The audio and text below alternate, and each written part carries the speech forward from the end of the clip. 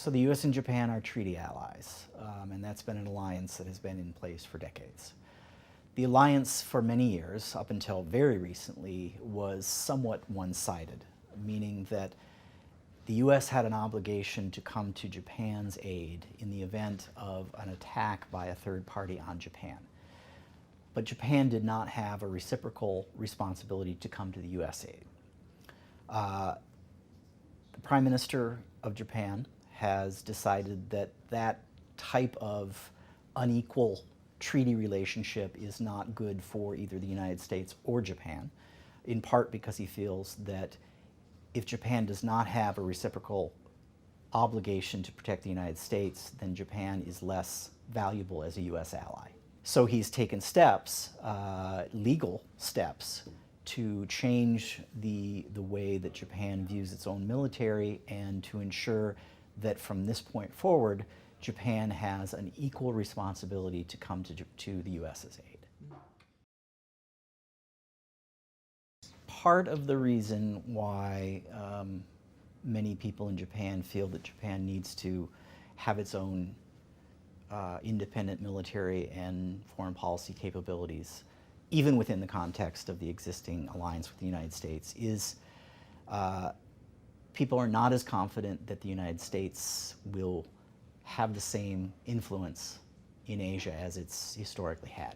Despite multiple administrations stressing the importance of Asia and the commitment of the United States to maintain very strong alliances there and to remain involved in the region, the broader idea that Japan may now be in alliance with the United States that no longer has the will or ability to have the same level of influence in Asia that it had before. That is making many people think that even if Japan does not want to take a larger role in the region, if the U.S. no longer can provide leadership, or at least the same level of leadership, then it really is something that Japan needs to step up and do by itself.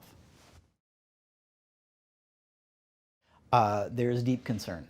I am not convinced that normal people, your regular Joes in Japan, are following our election closely, but there definitely is a feeling in the general population and in the political establishment that this is one of the most important elections for them that anyone has experienced. I think there are two things about the United States election that are very confusing for the Japanese.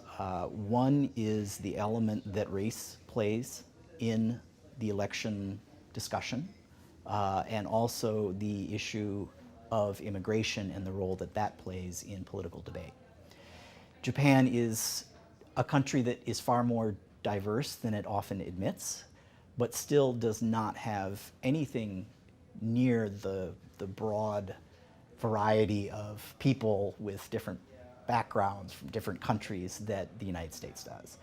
Nor is it likely that they ever will. So immigration for them and the race issue that dominates so much political debate here is just something that they have trouble grasping.